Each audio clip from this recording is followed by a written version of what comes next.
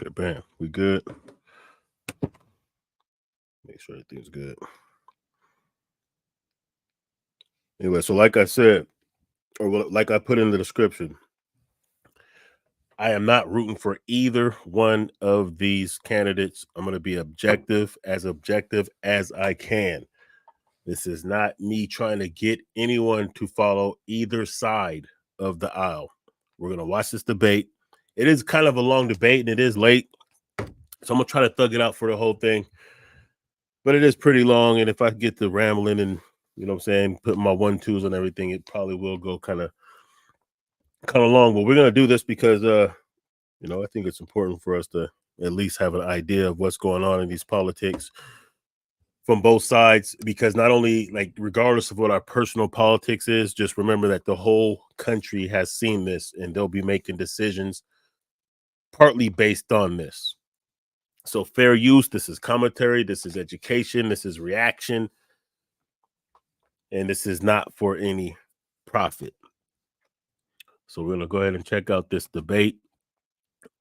Donald Trump versus Kamala Harris. This is their first debate. I don't know if they're going to have another debate. This debate was on ABC, but we're going to watch it from the CNN YouTube channel. I did watch some of this debate on and off when I was at work, kind of listening to it. I have not watched any other reaction videos. I have not watched any. I know plenty of good brothers and sisters did their own 1-2s. They did their reaction in real time. They did their reaction or recaps afterwards. I have not watched none of them because I want to give an honest assessment without any outside influence. And like I said, this is not, I repeat, not subjective. This is all objective. All right, let's get it. Candidates to the stage: Vice President Kamala Harris and President Donald Trump.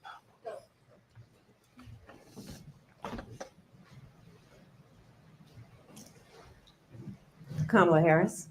Let's have a good debate. You see, have fun. Thank you.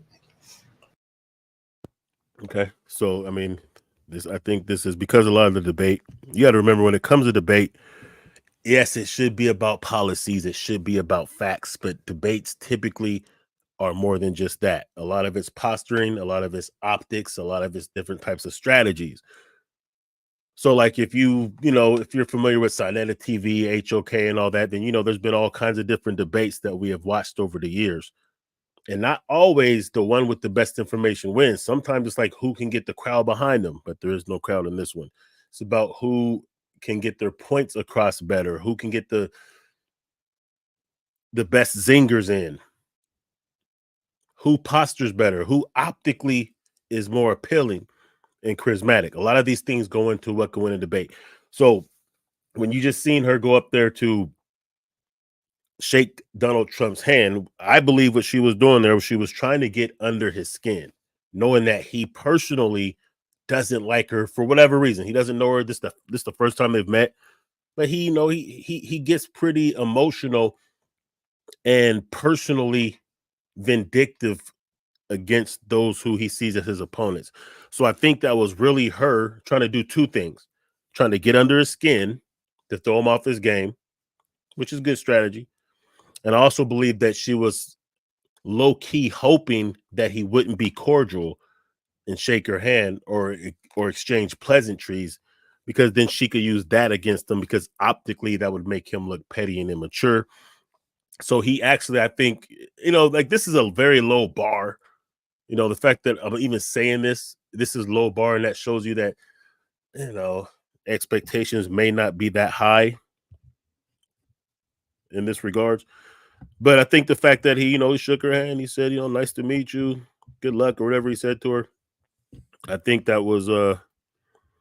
That was a good thing. That showed that, he could drop the petty and just be a normal person and just exchange pleasantries. But I believe that her strategy was hoping that he wasn't cordial and that he would be petty, and or to get under his skin. But anyway, let's go. Welcome to you both. It's wonderful to have you. It's an honor to have you both here tonight. Good evening. We are looking forward to a spirited and thoughtful debate. So let's get started. I want to begin tonight with the issue that voters repeatedly say is their number one issue, and that is the economy and the cost of living in this country. Vice President Harris, you and President Trump were elected 4 years ago, and your opponent on the stage here tonight often asks his supporters, are you better off than you were 4 years ago? When it comes to the economy, do you believe Americans are better off than they were 4 years ago? So I was raised as a middle-class kid, and I am actually the only person on this stage who has a plan that is about lifting up the middle class and working people of America. I believe in the ambition, the aspirations, the dreams of the American people. And that is why I imagine and have actually a plan to build what I call an opportunity economy. Because here's the thing. We know that we have a shortage of homes and housing, and the cost of housing is too expensive for far too many people. We know that young families need support to raise their children, and I intend on extending a tax cut for those families of $6,000, which is the largest child tax credit that we have given in a long time, so that those young families can afford to buy a crib, buy a car seat, buy clothes for their children. My passion, one of them, is small businesses. My mother raised my sister and me, but there was a woman who helped raise us. We call her our second mother. She was a small business owner. I love our small businesses. My plan is to give a $50,000 tax deduction to start up small businesses, knowing they are part of the backbone of America's economy. My opponent, on the other hand, his plan is to do what he has done before, which is to provide a tax cut for billionaires and big corporations, which will result in $5 trillion to America's deficit. My opponent has a plan that I call the Trump sales tax, which would be a 20% tax on everyday goods that you rely on to get through the month. Economists have said that Trump sales tax would actually result for middle-class families in about what should be the backs of middle-class people paying for tax cuts for billionaires. President Trump, I'll give you 2 minutes. First of all, I have no sales tax. That's an incorrect statement. You know. Let me just get some feedback on what she did right there. Although what she said sounds good, she was able to lay out some framework for the narrative that she wants to put out there. And it sounded good. Like it was good stuff that she said, but she didn't answer the question directly. And most likely because she didn't want to get pigeonholed into committing to, the economy as is under Biden, because, she is seen as a surrogate of Biden. She is the vice president. So she didn't really answer the question directly. That's pretty clear. But she tried to posture and put her narrative out, and I get it. That's part of the game. So let's see what Donald Trump's response is. Knows that we're doing tariffs on other countries. Other countries are going to finally, after 75 years, pay us back for all that we've done for the world. And the tariff will be substantial in some cases. I took in billions and billions of dollars, as you know, from China. In fact, they never took the tariff off because there was so much money they can't. It would totally destroy everything that they've set out to do. They're taking in billions of dollars from China and other places. They've left the tariffs on. When I had it, I had tariffs, and yet I had no inflation. Look, we've had a terrible economy because inflation which is really known as a country buster. It breaks up countries. We have inflation like very few people have ever seen before, probably the worst in our nation's history. We were at 21%, but that's being generous because many things are 50, 60, 70, and 80% higher than they were just a few years ago. This has been a disaster for people, for the middle class, but for every class. On top of that, we have millions of people pouring into our country from prisons and jails, from mental institutions and insane asylums, and they're coming in and they're taking jobs that are occupied right now by African Americans and Hispanics, and also unions. Unions are going to be affected very soon. And you see what's happening. You see what's happening with towns throughout the United States. You look at Springfield, Ohio. You look at Aurora in Colorado. They are taking over the towns. They're taking over buildings. They're going in violently.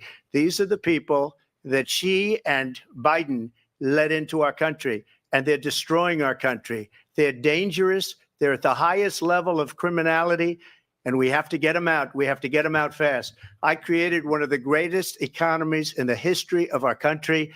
I'll do it again and even better. We are going to.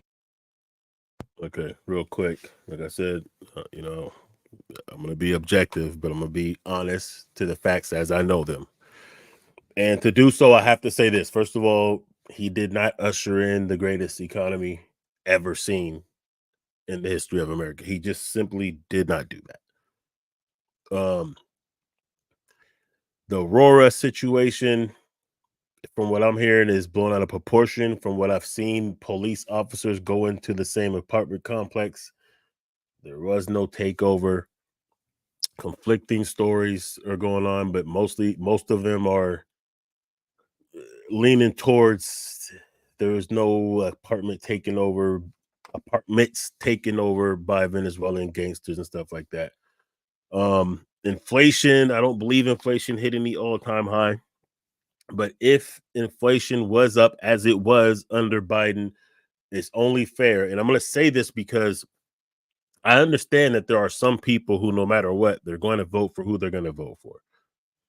But a debate in a presidential election is about getting people from outside of your normal base, and independent voters and those who are still studying and watching what's going on and doing their due diligence before they make a decision.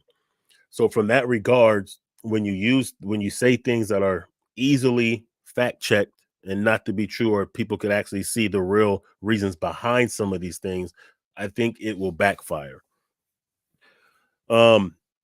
Like I was paying attention heavy during Trump's, during Trump's administration, because a lot of that we were locked down. So I was paying attention economically. I was just getting into really crypto trading and stock trading and things like that, and understanding what it means to print a lot of money.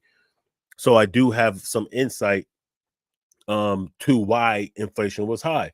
Like I do know that he printed out over $8 trillion. Over 40% of our current U.S. dollar supply was printed during his administration. Naturally, that is going to lead to inflation.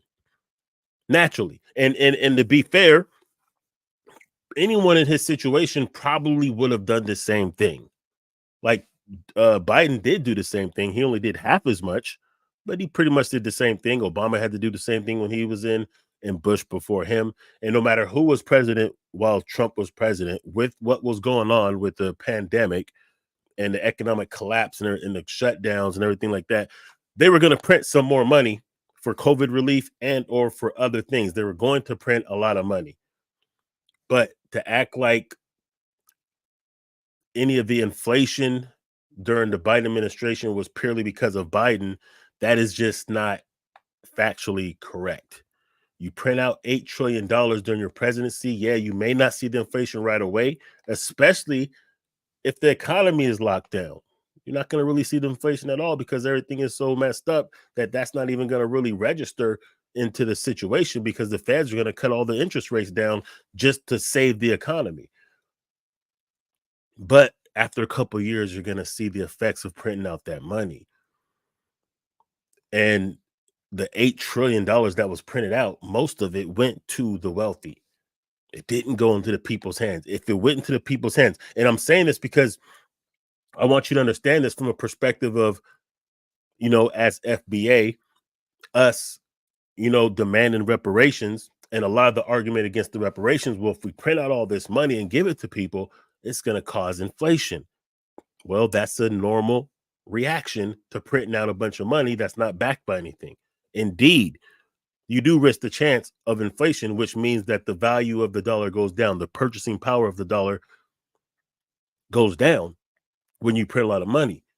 The difference is when you put it in people's hands that are going to put it back into the economy, then you kind of neutralize that inflation effect because the money is circulating, the economy is growing, and people are better off overall.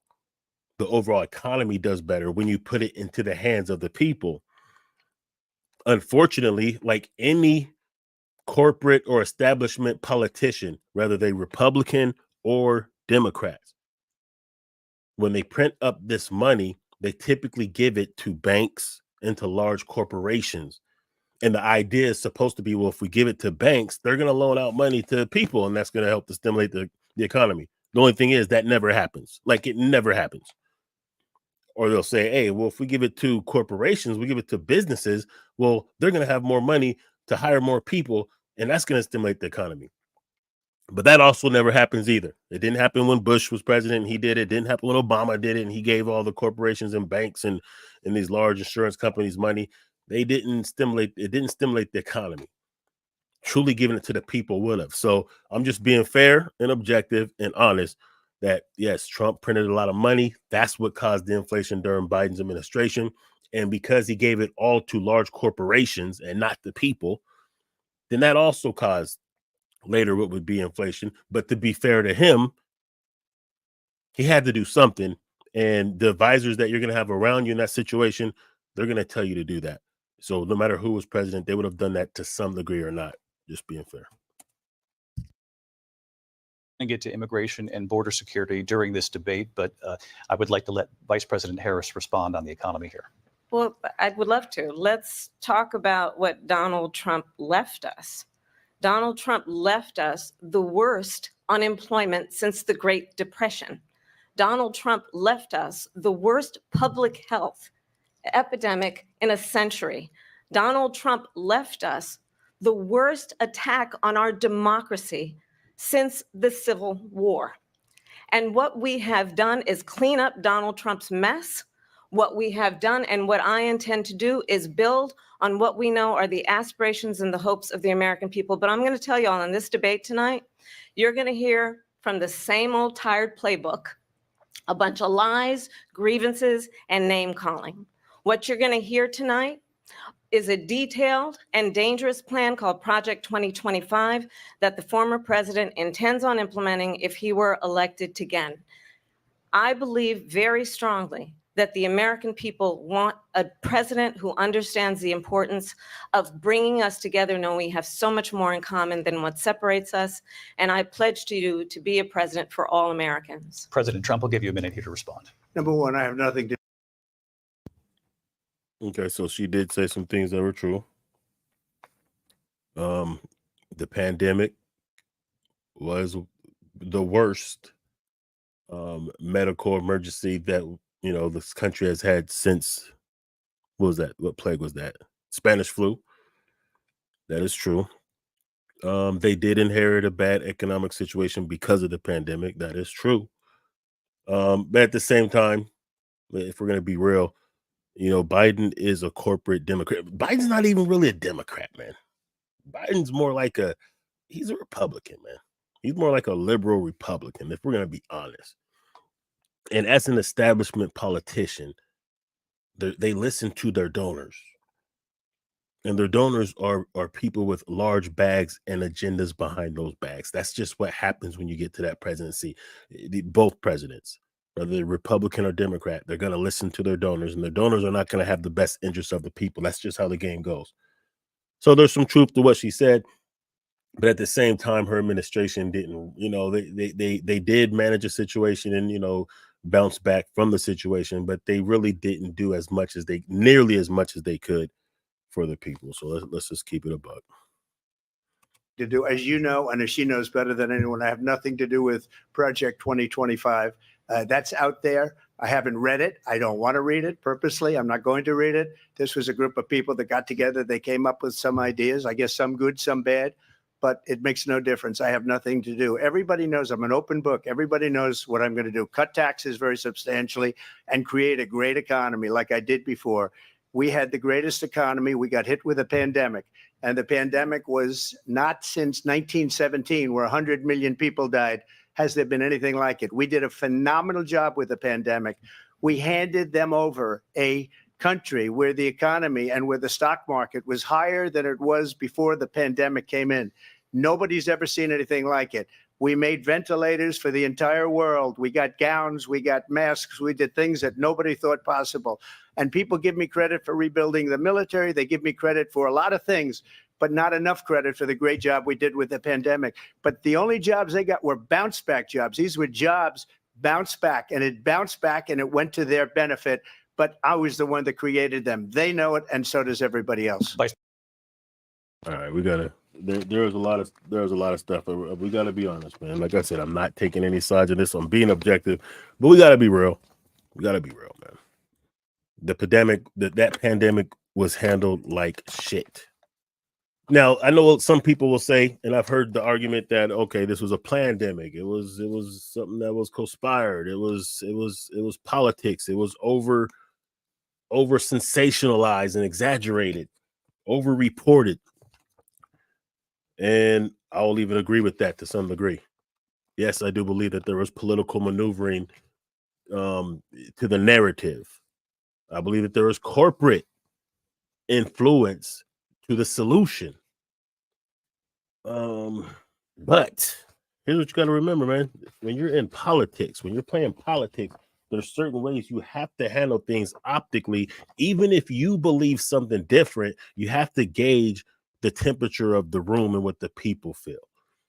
And when you come out the gate denying it, calling it a hoax, not taking it serious, not doing the things that should have been done to protect hundreds of millions of people. Because no matter what you think, no matter what you may suspect, you have to err on the side of caution. And he didn't do that. And because of that, it got out of control. And because of that, a lot of people lost their lives, and also lost their jobs. And eventually the whole nation had to be shut down for a period of time. Like, remember, we didn't have football or baseball. They shut down the sports. They shut down the entertainment. So that's a serious thing, and the truth is the economy wasn't just thriving before that. It really wasn't. We didn't have like any record economy going on before that happened. It's just not the case. The economy was recovering from Obama before him. We just got to keep it real, because the last thing that we need to do as a people is, because we're delineating from the Democratic Party, or because we're starting to, open our eyes to see that we shouldn't be supporting any party that's not specifically going to benefit us, that doesn't mean we jump from one plantation to the other. We have to weigh this out. We have to be strategic. We can't turn into Black MAGA for no reason and no benefit. Now, if you just want to support that side, hey, that's your business. I'm not here to judge that. I'm not here to tell you not to do that. I'm just saying, don't fool yourself and become a shill like those on the other side that you despise or would call foolish. We have to be real about the situation. Strategically, we can make the moves we have to do. Vote for the couch. Pull your vote. Pull your support until one of the parties actually offers something that's worth voting for. That's good strategy. But we don't have to believe the hype. Do it out of principle. Do it out of strategy. Don't do it out of ignorance or gullibility. That's all. President Harris, I'll let you respond. So Donald Trump has no plan for you. And when you look at his economic plan, it's all about tax breaks for the richest people. I am offering what I describe as an opportunity economy. And the best economists in our country, if not the world, have reviewed our relative plans for the future of America. What Goldman Sachs has said is that Donald Trump's plan would make the economy worse. Mine would strengthen the economy. What the Wharton School has said is Donald Trump's plan would actually explode the deficit. 16 Nobel laureates have described his economic plan as something that would increase inflation and by the middle of next year would invite a recession. You just have to look at where we are and where we stand on the issues. And I'd invite you to know that Donald Trump actually has no plan for you, because he is more interested in defending himself than he is in looking out for you. It's just a soundbite. They gave her that to say. Look, I went to the Wharton School of Finance, and many of those professors, the top professors, think my plan is a brilliant plan. It's a great plan. It's a plan that's going to bring up our worth, our value as a country. It's going to make people want to be able to go and work and create jobs and create a lot of good, solid money for our country. And just to finish off, She doesn't have a plan. She copied Biden's plan, and it's like 4 sentences, like run, spot, run. 4 sentences that are just, oh, we'll try and lower taxes. She doesn't have a plan. Take a look at her plan. She doesn't have a plan. Mr. Okay, I gotta be real about this. One of the things I love about one of the things I actually do like about Trump is his his insults, his trolling. He's entertaining. He's funny. He's hilarious. He's entertaining. I like that. I like that. That's not necessarily the characteristic you may want in a president, but from an entertainment level, I like him actually in that regards. Yeah, but the economists have said that, you know, what Kamala is proposing would be better. The tariffs aren't really looked at as a positive, you know, saying, but take that how you want. We got let's see here. Michelle said Kamala had that Obama earpiece in her ear. I've heard rumors that, you know, she possibly had like an earpiece where she was getting talking points and listening. And I'm not sure I believe that, to tell you the truth. I haven't seen enough information logistically and logically. I don't think it would have been necessary. And I believe that they check for these kind of things before the debate, but I'm not sure though. I don't know. President, I do want to drill down on something you both brought up. The vice president brought up your tariffs. You responded, and let's drill down on this because your plan is what she calls is essentially a national sales tax. Your proposal calls for tariffs, as you pointed out here, on foreign imports across the board. You recently said that you might double your plan, imposing tariffs up to 20% on goods coming into this country. As you know, many economists say that with tariffs at that level, costs are then passed on to the consumer. Vice President Harris has argued it'll mean higher prices on gas, food, clothing, medication, arguing it costs the typical family nearly $4,000 a year. Do you believe Americans can afford higher prices because of tariffs? They're not going to have higher prices. What's going to have and who's going to have higher prices is China and all of the countries that have been ripping us off for years. I was the only president ever. China was paying us hundreds of billions of dollars, and so were other countries. And, you know, if she doesn't like them, they should have gone out and they should have immediately cut the tariffs. But those tariffs are there 3.5 years now under their administration. We are going to take in billions of dollars, hundreds of billions of dollars. I had no inflation, virtually no inflation. They had the highest inflation perhaps in the history of our country because I've never seen a worse period of time. People can't go out and buy cereal or bacon or eggs or anything else. The people of our country are absolutely dying with what they've done. They've destroyed the economy. And all you have to do is look at a poll. The polls say 80 and 85 and even 90% that the Trump economy was great, that their economy was terrible. Vice President Harris, I do want to ask for your response. And you heard what the president said there, because the Biden administration did keep a number of the Trump tariffs in place. So how do you respond? Well, let's be clear that the Trump administration resulted in a trade deficit, one of the highest we've ever seen in the history of America.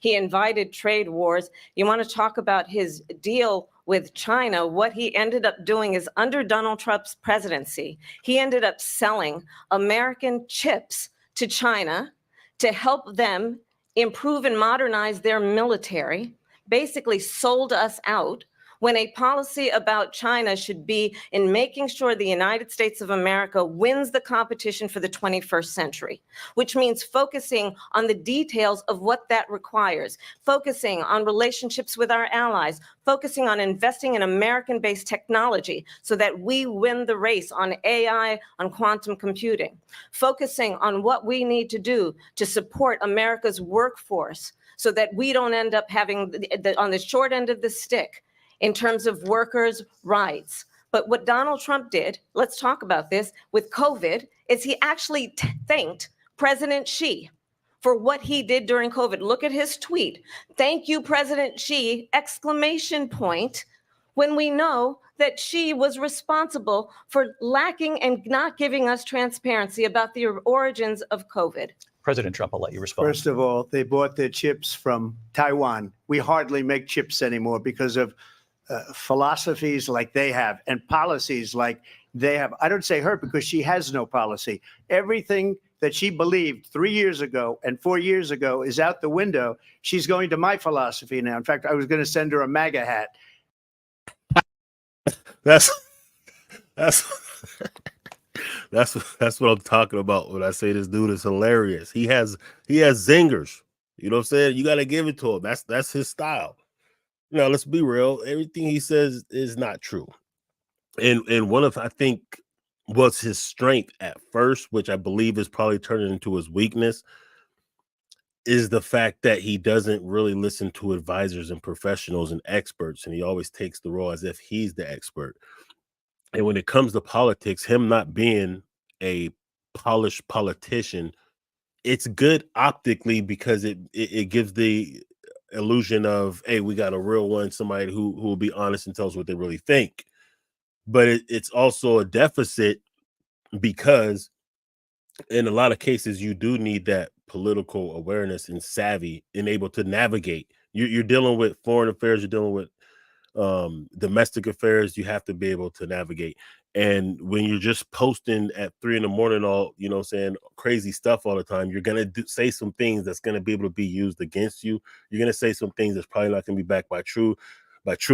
And you're probably going to say some things that are detrimental, and you know, it's just going to be sus, and it's going to give people the impression, because you have to put it like this: both parties have their own base that will vote for them no matter what.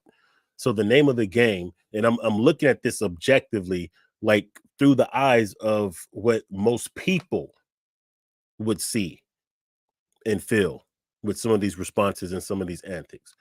I'm not going at it necessarily from what we as Black people should be feeling about either of these, because this particular debate, neither of them spoke about anything tangibly specifically for us. So no one even spoke to that. So I can't even speak about that. I'm just saying, like, as far as like what people who watch this will think and how it's going to sway those who are undecided. Because to win the election, you have to get your base and you have to get some crossover. And some of the things that Trump does, which is one of his weaknesses, is he's not able to really reach across the aisle and reach to those independents and reach to those people who wouldn't. He focuses on his base too much. So, of course, with this year going and a lot of us waking up to the fact that, the Democratic Party has not been benefiting us. So a lot of us has been, either, hold on, let me fix this mic. A lot of us have been either doing a combination or one or the other, either just pulling our support from the Democrats and or giving more support, or at least the option of Republicans.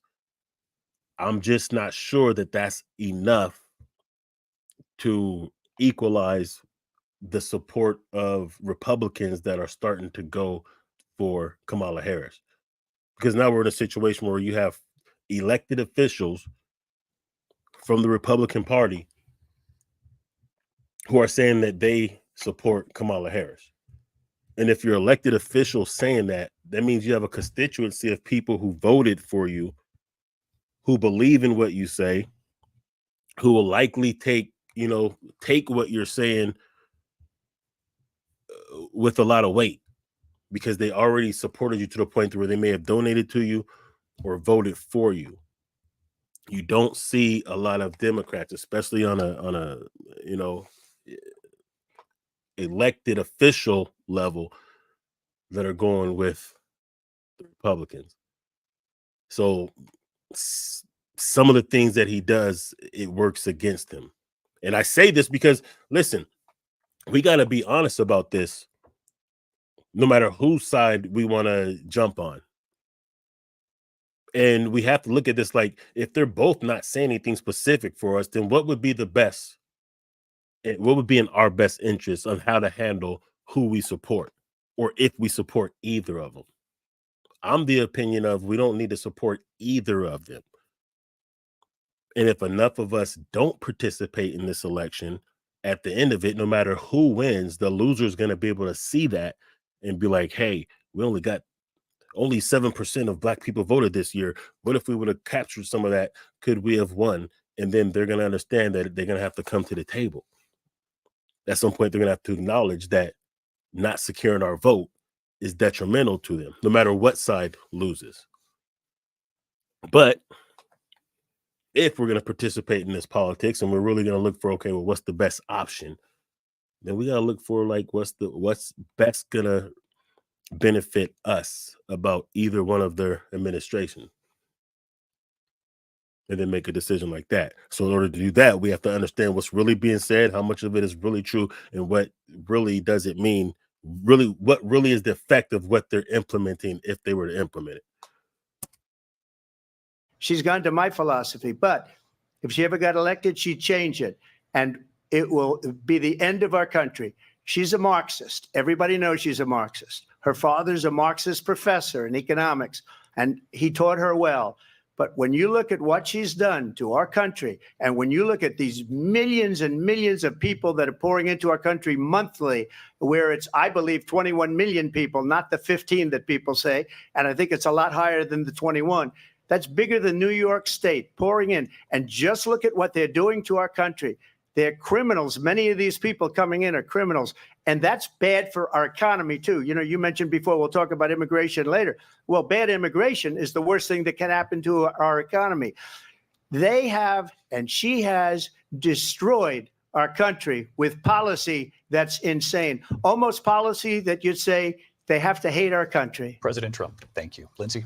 I want to turn to the issue of abortion. President Trump, you. All right, just real quick on the immigration. Well, the immigration is a disaster, man.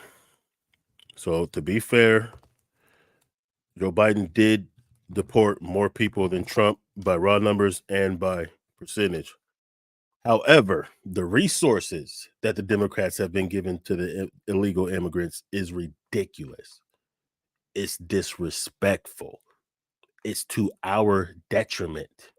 It's what they could be putting in reparation packages regionally. That's what they at least just could be given to American citizens. Like just imagine, I played that. Let me see if I got it. No, I don't got it. I played that clip, my last live stream of Cat Williams when he was on Joe Rogan. And he was basically saying how disrespectful it is that, you know, they're building these housing complexes and giving all this money to these illegals. And we still have homeless people that are watching these buildings get erected and able to house and give free rent and free place to stay to illegals who don't even pay taxes and can't even vote. And these are democratic policies. These are democratic. I showed you that they passed the bill in California to give $150,000 vouchers or mortgage assistance to illegals. Now, I believe it got vetoed by the governor, but the fact that they would even vote on that and pass that for it to be signed or vetoed by the governor, disrespectful, especially when they didn't even put in the bill for the reparations in time for this year. Disrespectful. So from the immigration side of the game, even though the Republicans play game because they didn't pass that bill that they could have passed to stop some of the immigration, but they also don't give tangibles to illegals. That's a bad look. And that's something that the Democrats do. And that is partly why a lot of us are starting to fall away from the Democrats. Let's be real. We've seen what's happening in Chicago, you know, them shutting down black schools to house illegal immigrants, them giving all this money.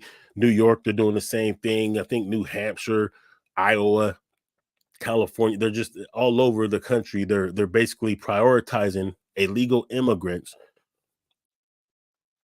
and neglecting black citizens, FBA, African Americans, and Americans in general. And that's not a good look. You've often touted that you were able to kill Roe v. Wade. Last year, you said that you were proud to be the most pro-life president in American history. Then last month, you said that your administration would be great for women and their reproductive rights. In your home state of Florida, you surprised many with regard to your 6-week abortion ban because you initially had said that it was too short. And you said, quote, I'm going to be voting that we need more than 6 weeks. But then the very next day, you reversed course and said you would vote to support the 6-week ban. Vice President Harris says that women shouldn't trust you on the issue of abortion because you've changed your position so many times. Therefore, why should they trust you? Well, the reason I'm doing that vote is because the plan is, as you know, the vote is they have abortion in the 9th month. They even have, and you can look at the governor of West Virginia, the previous governor of West Virginia, not the current governor, who's doing an excellent job, but the governor before, he said the baby will be born and we will decide what to do with the baby. In other words, we'll execute the baby. And that's why I did that, because that predominates, because they're radical. The Democrats are radical in that. And her vice presidential pick, which I think was a horrible pick, by the way, for our country, because he is really out of it. But her vice presidential pick says abortion in the 9th month is absolutely fine. He also says execution after birth. It's execution, no longer abortion, because the baby is born, is okay. And that's not okay with me, hence the vote. But what I did is something for 52 years. They've been trying to get Roe v. Wade into the states. And through the genius and heart and strength of 6 Supreme Court justices, we were able to do that. Now, I believe in the exceptions for rape, incest, and life of the mother. I believe strongly in it. Ronald Reagan did also. 85% of Republicans do. Exceptions. Very important. But we were able to get it, and now states are voting on it. And for the first time, you're going to see, look, this is an issue that's torn our country apart for 52 years. Every legal scholar, every Democrat, every Republican, liberal, conservative, they all wanted this issue to be brought back to the states where the people could vote. And that's what happened. Now, Ohio, the vote was somewhat liberal. Kansas, the vote was somewhat liberal, much more liberal than people would have thought. But each individual state is voting. It's the vote of the people now. It's not tied up in the federal government. I did a great service in doing it. It took courage to do it. And the Supreme Court had great courage in doing it. And I give tremendous credit to those 6 justices. There is no state in this country where it is legal to kill a baby after it's born.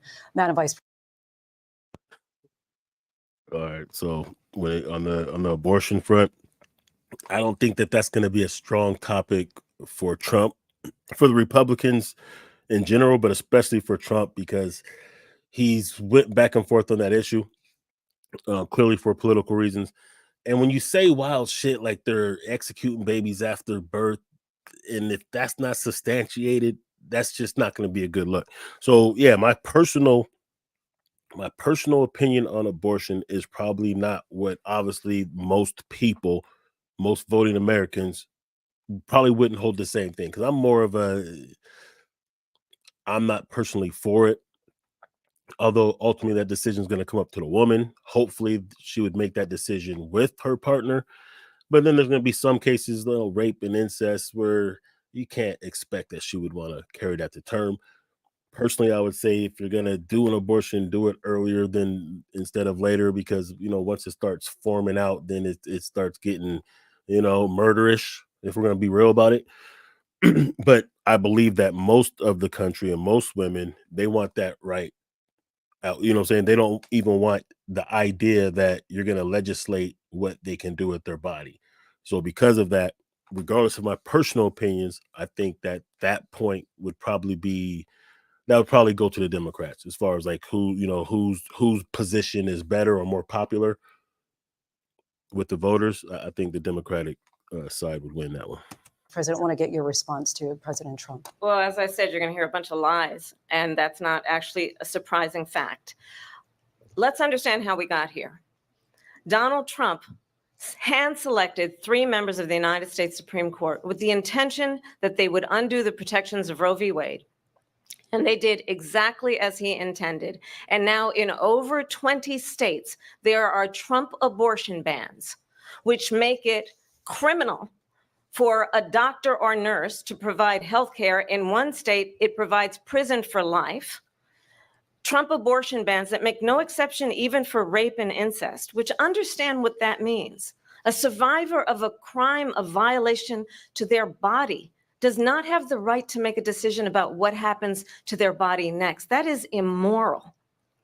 And one does not have to abandon their faith or deeply held beliefs to agree. The government, and Donald Trump certainly, should not be telling a woman what to do with her body. I have talked with women around our country. You want to talk about this is what people wanted? Pregnant women who want to carry a pregnancy to term, suffering from a miscarriage, being denied care in an emergency room because the healthcare providers are afraid they might go to jail, and she's bleeding out in a car in the parking lot. She didn't want that. Her husband didn't want that. A 12 or 13-year-old survivor of incest being forced to carry a pregnancy to term. They don't want that. And I pledge to you, when Congress passes a bill to put back in place the protections of Roe v. Wade, as President of the United States, I will proudly sign it into law. But understand, if Donald Trump were to be reelected, he will sign a national abortion ban. Understand, in his Project 2025, there would be a national abortion, a monitor that would be monitoring your pregnancies, your miscarriages. I think the American people believe that certain freedoms, in particular the freedom to make decisions about one's own body, should not be made by the government. Thank you, Vice President Harris. Well, there she goes again. It's a lie. I'm not signing a ban, and there's no reason to sign a ban because we've gotten what everybody wanted.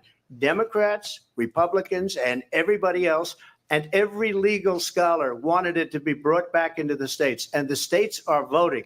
And it may take a little time, but for 52 years, this issue has torn our country apart, and they've wanted it back in the states. And I did something that nobody thought was possible.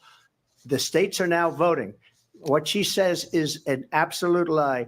And as far as the abortion ban, no, I'm not in favor of abortion ban, but it doesn't matter because this issue has now been taken over by the states. Would you veto a national abortion ban if it came Well, I to your won't desk? have to because, again, two things. Number one, she said she'll go back to Congress. She'll never get the vote. It's impossible for her to get the vote, especially now with the 50-50, essentially 50-50 in both Senate and the House. She's not going to get the vote. She can't get the vote. She won't even come close to it. So it's just talk. You know what it reminds me of? When they said they're going to get student loans terminated, and it ended up being a total catastrophe. The student loans, and then her, I think probably her boss, if you call him a boss, he spends all his time on the beach. But look, her boss went out and said, we'll do it again. We'll do it a different way. And he went out, got rejected again by the Supreme Court. So all these students got taunted with this whole thing about this whole idea, and how unfair that would have been. Part of the reason they lost to the millions and millions of people that had to pay off their student loans. They didn't get it for free. That is a fact. They did fumble that student loan. They didn't pass that. They didn't get through for everybody. I think some people, they got the benefit of it, but most people didn't. That was a fumble. But they were saying it's the same way that they talked about that they talk about abortion. But if I could just get a yes or no, because your running mate, J.D. Vance, has said that you would veto it if it did come to your desk. Well, I didn't discuss it with J.D. In all fairness, J.D., and I don't mind if he has a certain view, but I think he was speaking for me, but I really didn't. Look, we don't have to discuss it because she'd never be able to get it, just like she couldn't get student loans. They couldn't get student loans. They didn't even come close to getting student loans. They taunted young people and a lot of other people that had loans. They can never get this approved. So it doesn't matter what she says about going to Congress. So wonderful. Let's go to Congress, do it. But the fact is that for years, they wanted to get it out of Congress and out of the federal government. And we did something that everybody said couldn't be done. And now you have a vote of the people on abortion. Vice President Harris, I want to give you your time to respond, but I do want to ask, would you support any restrictions on a woman's right to an abortion? I absolutely support reinstating the protections of Roe v. Wade. And as you rightly mentioned, nowhere in America is a woman carrying a pregnancy to term and in asking for an abortion. That is not happening. It's insulting to the women of America. And understand what has been happening under Donald Trump's abortion bans. Couples who pray and dream of having a family are being denied IVF treatments. What is happening in our country? Working people, working women who are working one or two jobs, who can barely afford childcare as it is, have to travel to another state to get on a plane sitting next to strangers, to go and get the health care she needs. Barely can afford to do it, and what you are putting her through is unconscionable. And the people of America have not, the majority of Americans believe in a woman's right to make decisions about her own body, and that is why in every state where this issue has been on the ballot, in red and blue states both, the people of America have voted for freedom. Vice President Harris, Excuse me, I thank have you. to respond. Another lie. It's another lie. I have been a leader on IVF, which is fertilization. The IVF, I have been a leader. In fact, when they got a very negative decision on IVF from the Alabama courts, I saw the people of Alabama and the legislature 2 days later voted it in. I've been a leader on it. They know that, and everybody else knows it. I have been a leader on fertilization, IVF. And the other thing, you should ask, will she allow abortion in the 8th month, 9th month, 7th month? Come on. Okay, would you do that? Why don't you ask her that question? Why don't you answer the question? Would you because veto? under Roe v. Answer Wade, the question. you Would you could veto? you could do abortions in the 7th month, the 8th month, the 9th That's month, not true. and probably after birth. Just look at the former governor of Virginia. The governor of Virginia said, we put the baby aside and then we determine what we want to do with the baby. President Trump, thank you. We're going to turn now to immigration and border security. We know it's an issue that's important to Republicans, Democrats, voters across the board in this country. Vice President Harris, you were tasked by President Biden with getting to the root causes of migration from Central America. We know that illegal border crossings reached a record high in the Biden administration. This past June, President Biden imposed tough new asylum restrictions. We know the numbers since then have dropped significantly. But my question to you tonight is, why did the administration wait until 6 months before the election to act? And would you have done anything differently from President Biden on this? So I'm the only person on this stage who has prosecuted transnational criminal organizations for the traffic. United States Congress, including some of the most conservative members of the United States Senate, came up with a border security bill, which I supported. And that bill would have put 1,500 more border agents on the border to help those folks who are working there right now overtime, trying to do their job. It would have allowed us to stem the flow of fentanyl coming into the United States. I know there are so many families watching tonight who have been personally affected by the surge of fentanyl in our country.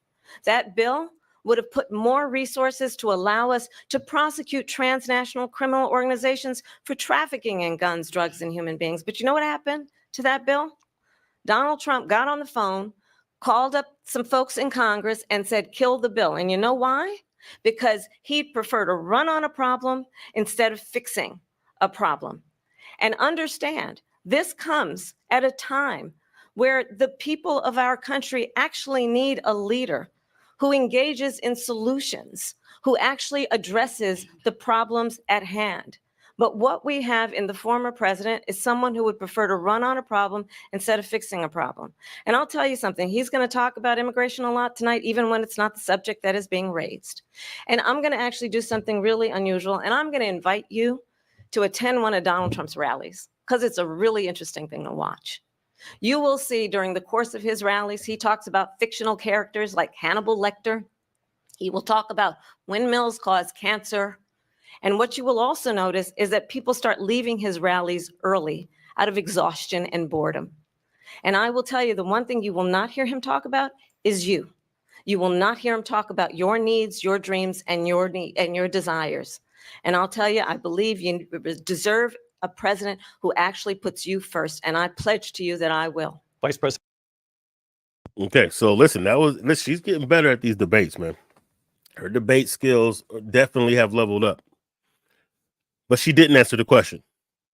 She did not answer the actual direct question. I wish they would put the questions on the screen so you can remember what the question was, because she didn't answer it. She very skillfully brought out some good talking points, hit with some good points. It was factual what she was saying, but she didn't actually answer the question. What she did do, which was very tactical, was she just threw a jab at the crowd size, the little crowd, because she knows that that's something that, since he's so braggadocious about his crowds and the crowd sizes and how much the people just love him and they come out to support him, that was intended to get under his skin and to make him react, and it actually worked. You're going to see this response. President Harris, thank you. President Trump, on that point, I want to get your response. Well, I would So like to respond. let me just ask, though, why did you try to kill that bill, and successfully so? That would have put thousands of additional agents and officers on the border. First, let me respond as to the Please. rallies. She said people start leaving. People don't go to her rallies. There's no reason to go. And the people that do go, she's bussing them in and paying them to be there and then showing them in a different light. So she can't talk about that. People don't leave. See what she's doing. Look, brothers, have you ever had a situation where you knew your woman is just trying to get under your skin? You're trying to ignore her, but she's just doing every little thing just to get under your skin to cause a reaction. That's what she's doing right now. That's why she's cheesing. That's why she's smiling. That's why she threw the crowd size and the crowd's leaving. That's why she threw that in there. She knew that would trigger him into a response like this. Now, when it comes to just throwing blows, Trump is very skilled at that. I think he's actually a more seasoned debater, political debater than she is. You know, he's been in plenty of debates on his way to his first presidency, and even last time he ran when he didn't win. And he's demolished some of his opponents. Like he really truly demolished Hillary Clinton. He demolished people at the what do you call it, the primaries and stuff like that. Like he's skilled at when it comes to throwing those jabs, hitting those points, even if they're not true, it doesn't matter. Even if he's not answering the question, because he's not going to answer this question, just like she didn't. But that's not what the debate is really all about. Of course, you want that. You want answers to the questions. You want to understand what their policies are. But you also want to see the posturing, and that's what a lot of these debates really are. A lot of the times, according to statistics, the debates don't necessarily determine the winner, but it can have a positive effect on the momentum of your campaign. Leave my rallies. We have the biggest rallies, the most incredible rallies in the history of politics. That's because people want to take their country back. Our country is being lost. We're a failing nation, and it happened 3.5 years ago. And what's going on here, you're going to end up in World War III, just to go into another subject. What they have done to our country by allowing these millions and millions of people to come into our country, and look at what's happening to the towns all over the United States. And a lot of towns don't want to talk. It's not going to be Aurora or Springfield.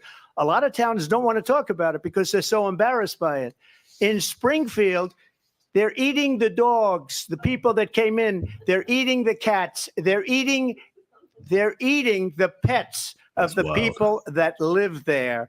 And this is what's happening in our country. And it's a shame. As far as rallies are concerned, as far as the reason they go is they like what I say. They want to bring our country back. They want to make America great again. It's a very simple phrase, make America great again.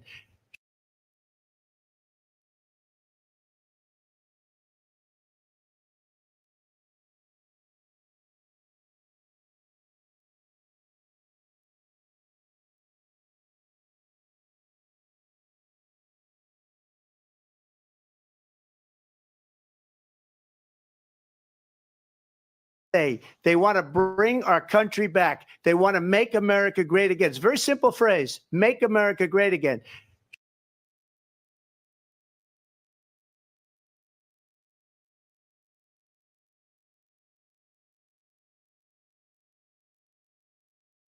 Guardrails. And fracking? I have not banned fracking. I don't know what happened there. But like I said, he didn't answer the question. But he did his jabs back. You know, that's how the game goes. That's how the game goes. I don't know what's going on with this audio, man. One who has openly said he would terminate, I'm quoting, terminate the Constitution of the United States, that he would weaponize the Department of Justice against his political enemies. Someone who has openly expressed disdain for members of our military. Understand what it would mean if Donald Trump were back in the White House with no guardrails, because certainly we know now the court won't stop him. We know J.D. Vance is not going to stop him. It's up to the American people. Vice President Harris, thank you. Lindsay? Vice President Harris, in your last run for president. This is the one that weaponized, not me. She weaponized. I probably took a bullet to the head because of the things that they say about me. They talk about democracy. I'm a threat to democracy. They're the threat to democracy with a President fake Trump, Russia investigation we do have a lot that went nowhere. We have a lot to get to. Lindsay? Vice President Harris, in your last run for president, you said you wanted to ban fracking. Now you don't. You wanted mandatory government buyback programs for assault weapons. Now your campaign says you don't. You supported decriminalizing border crossings. Now you're taking a harder line. I know you say that your values have not changed. So then why have so many of your policy positions changed? So my values have not changed, and I'm going to discuss every one of at least every point that you've made. But in particular, let's talk about fracking because we're here in Pennsylvania. I made that very clear in 2020. I will not ban fracking. I have not banned fracking as Vice President of the United States. And in fact, I was the tie-breaking vote on the Inflation Reduction Act, which opened new leases for fracking. My position is that we have got to invest in diverse sources of energy so we reduce our reliance on foreign oil. We have had the largest increase in domestic oil production in history because of an approach that recognizes that we cannot over-rely on foreign oil. As it relates to my values, let me tell you, I grew up a middle-class kid raised by a hardworking mother who worked and saved and was able to buy our first home when I was a teenager. The values I bring to the importance of home ownership, knowing not everybody got handed $400 million on a silver platter and then filed bankruptcy 6 times, is a value that I bring to my work to say we are going to work with the private sector and home builders to increase 3 million homes, increase by 3 million homes by the end of my first term. My work that is related to having a friend when I was in high school who was sexually assaulted by her stepfather. And my focus then on protecting women and children from violent crime is based on a value that is deeply grounded in the importance of standing up for those who are most vulnerable. My work that is about protecting Social Security and Medicare is based on longstanding work that I have done, protecting seniors from scams. My values have not changed. And what is important is that there is a president who actually brings values and a perspective that is about lifting people up and not beating people down and name calling. The true measure of the leader is the leader who actually understands the strength is not in beating people down, it's in lifting people up. I intend to be that president. So I see what Michelle was saying right there when she said that that's Obama 2.0. She's slick with it, and she used some Obama type, some Obama, saying type tactics and rhetoric. She did not answer the question though.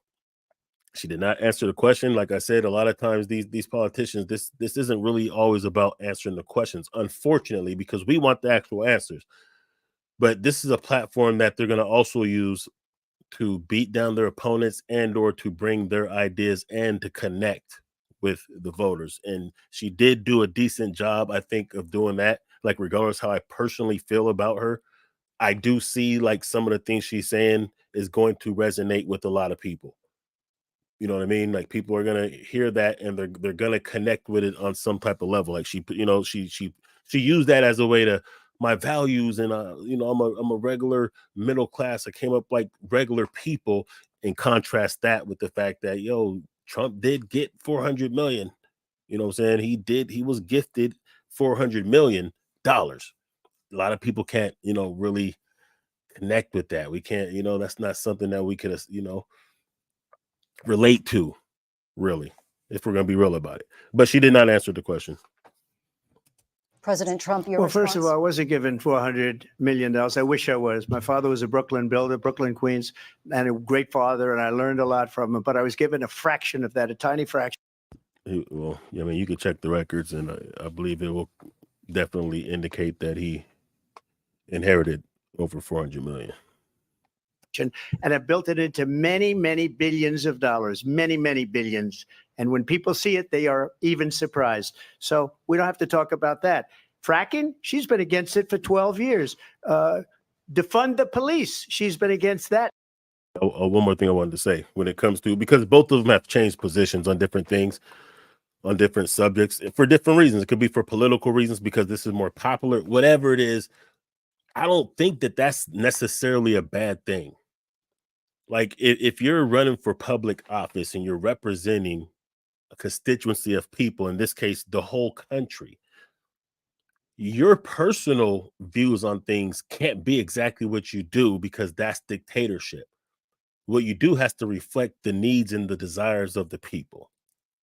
So if you change your position, and this is what I don't like about politics, is because either side that would concede that they changed their position, that's looked at as weakness or as not being, solid on what you stand on.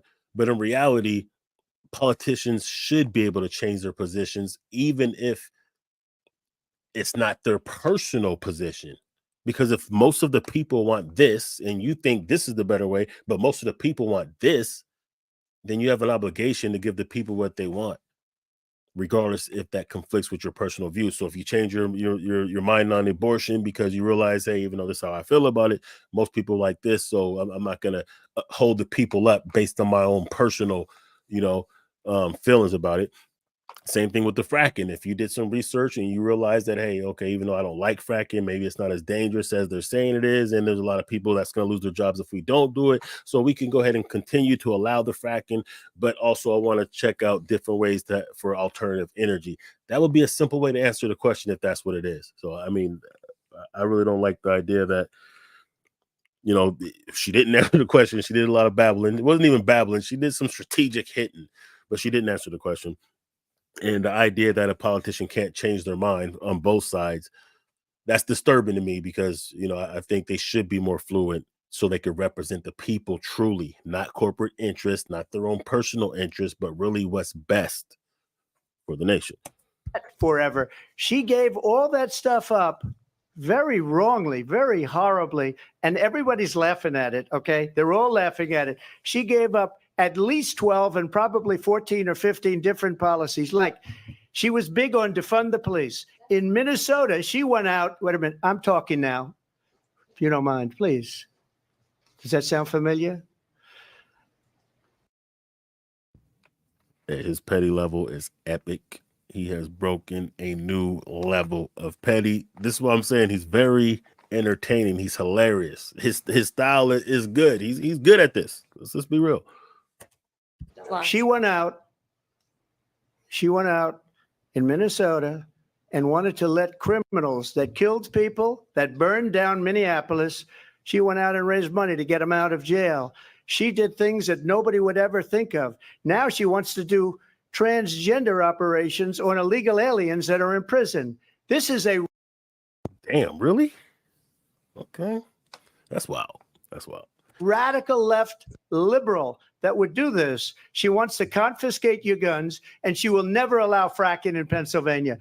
If she won the election, fracking in Pennsylvania will end on day one. Just to finish, one thing so important in my opinion. So I got the oil business going like nobody has ever done before. When they took over, they got rid of it, started getting rid of it, and the prices were going up the roof. They immediately let these guys go to where they were. I would have been 5 times, 4 times, 5 times higher, because you're talking about 3.5 years ago. They got it up to where I was because they had no choice, because the prices of energy were quadrupling and doubling. You saw what happened to gasoline. So they said, let's go back to Trump. But if she won the election, the day after that election, they'll go back to destroying our country, and oil will be dead. Fossil fuel will be dead. We'll go back to windmills, and we'll go back to solar, where they need a whole desert to get some energy to come out. You ever see a solar plant? By the way, I'm a big fan of solar, but they take 400, 500 acres of desert soil. Trump, we have a These lot are of not good issues things that we for the have to get environment to. that We're she out of time. understands. Thank you. Lindsay, thank you. We have an election in just 56 days. And I want to talk about the peaceful transfer of power, which, of course, we all know is a cornerstone of our democracy, and the role of a president in a moment of crisis.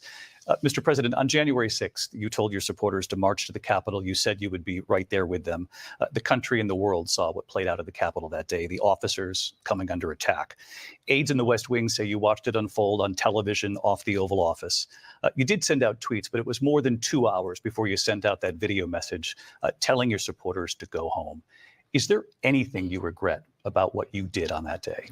You just said a thing that isn't covered. Peacefully and patriotically, I said during my speech, not later on. Peacefully and patriotically.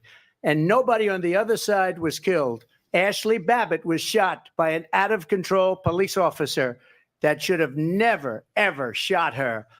Okay, so I don't like this, which reminds me of something else that he said that I really don't like the narrative of letting Minnesota burn down and whatnot, because what that is that's a virtual signal or a dog whistle to black anarchy. You know what I'm saying? Like, yes, there was a response to not just George Floyd being publicly lynched, but to all the other lynchings that went on within that time. And first of all, like, if we're going to be real about it, it's hard to paint an ex-prosecutor who most of us seen as being too hard on crime or you know saying taking it too far. I'm talking about Kamala Harris locking up people, locking up mothers for their children being truant in school, and then to say that she's about defunding the police and letting the cities burn down or something like that. That's just like that's crazy to me. But it also is just a way to kind of signal to a specific demographic the fear that they should have of black people uprising and wanting justice and whatnot. And then poor Ashley Babbitt being shot. But like, let's be real, they were attacking the Capitol. They don't like the fact that it was a black cop that shot her too. So, you know, some of this stuff, we got to be honest about it. Some of this stuff is definitely meant to stoke certain emotions from certain people, from white supremacists, from those who have either passive aggressive racism towards us or even overt racism. That is what that is about. Let's just call a spade a spade. It's a disgrace. But we didn't do this group of people that have been treated so badly. I ask, what about all the people that are pouring into our country and killing people that she allowed to pour in? She was the border czar. Remember that. She was the border czar. She doesn't want to be called the border czar because she's embarrassed by the border. In fact, she said at the beginning, well, I'm surprised you're not talking about the border yet. That's because she knows what a bad job they've done. What about those people? When are they going to be prosecuted? When are these people from countries all over the world, not just South America? They're coming in from all over the world, David, all over the world. And crime rates are down all over the world because of it. But let me just when ask are those, David, when are those people going to be prosecuted? When are the people that burned down Minneapolis going to be prosecuted? Or in Seattle? They went into Seattle. They took over a big percentage of the city of Seattle. That's not true. I was in Seattle during that whole time. I went down to the chop zone. I seen it with my own eyes.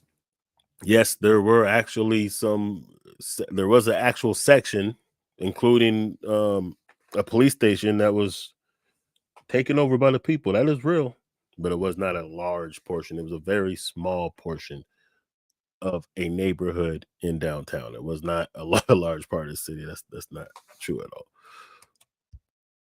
When are those people going to be prosecuted?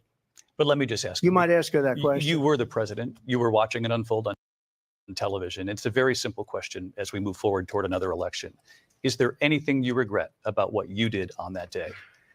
Yes or no? I had nothing to do with that other than they asked me to make a speech. I showed up for a speech. I said, I think it's going to be big. I went to Nancy Pelosi and the mayor of Washington, D.C., and the mayor put it back in writing, as you know. I said, this is going to be a very big rally or whatever you want to call it. And again, it wasn't done by me. It was done by others. I said, I'd like to give you 10,000 National Guard or soldiers. They rejected me. Nancy Pelosi rejected me. It was just 2 weeks ago. Her daughter has a tape of her saying she is fully responsible for what happened. They want to get rid of that tape. It would have never happened if Nancy Pelosi and the mayor of Washington did their jobs. I wasn't responsible for security. Nancy Pelosi was responsible. She didn't do her job. The question was about you as president, not about former Speaker Pelosi, but I do want Vice President Harris to respond here. I was at the Capitol on January 6th. I was the vice president-elect. I was also an acting senator. I was there. And on that day, the president of the United States incited a violent mob to attack our nation's capital, to desecrate our nation's capital, on that day, 140 law enforcement officers were injured, and some died. And understand, the former president has been indicted and impeached for exactly that reason. But this is not an isolated situation. Let's remember Charlottesville, where there was a mob of people carrying tiki torches, spewing anti-Semitic hate. And what did the president then at the time say? There were fine people on each side. Let's remember that when it came to the Proud Boys, a militia, the former president said, stand back and stand by. So for everyone watching who remembers what January 6th was, I say, we don't have to go back. Let's not go back. We're not going back. It's time to turn the page. And if that was a bridge too far for you, well, there is a place in our campaign for you to stand for country, to stand for our democracy, to stand for rule of law, and to end the chaos, and to end the approach that is about attacking the foundations of our democracy because you don't like the outcome. And be clear on that point.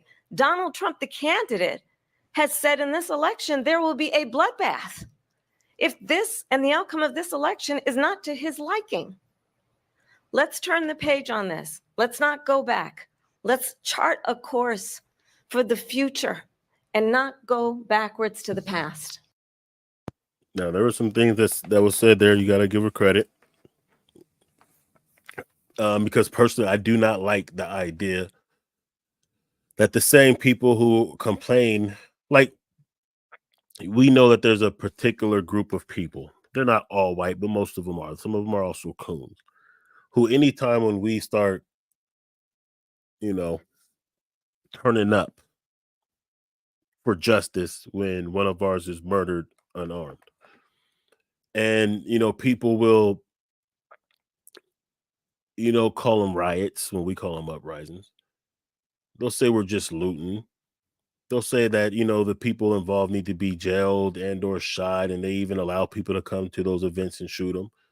They'll say justice has to be served. This isn't what America is about. These guys are animals, blah, blah, blah. But then those same people will minimize what actually happened January 6th.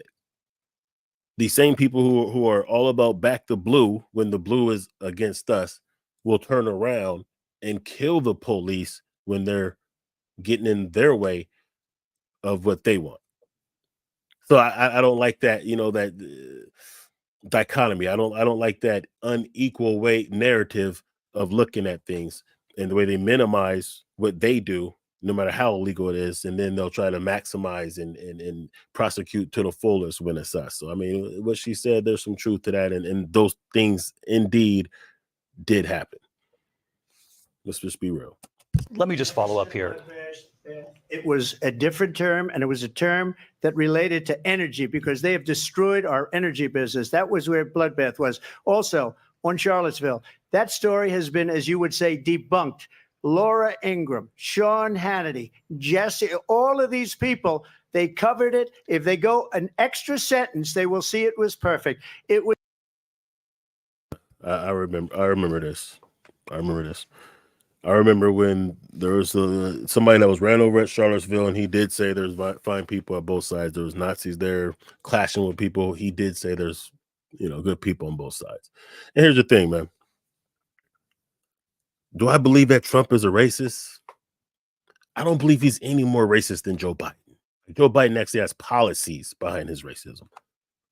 I mean, let's be real. I don't think that there's a 70-year-old white dude, especially from a privileged background, that doesn't have some type of prejudice or racism in them. That would be ridiculous to think that he doesn't. Does he hate black people? I don't know. I don't know what his feelings are. I can say that he hasn't made policies specifically that target us, but he has in different ways encouraged or inspired white supremacists to turn up.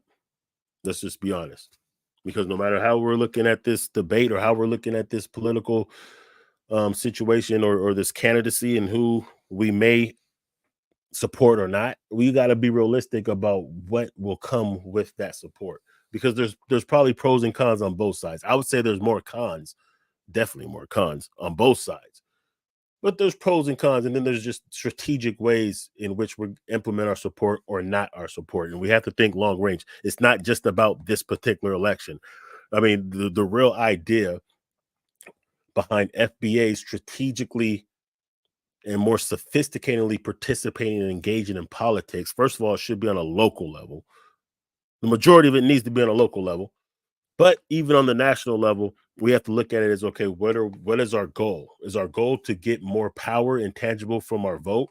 Well, it may not happen this particular cycle, but what we do this cycle could set the stage for the chess move for later, because we can't look at our existence as only, as only being relevant during election cycles.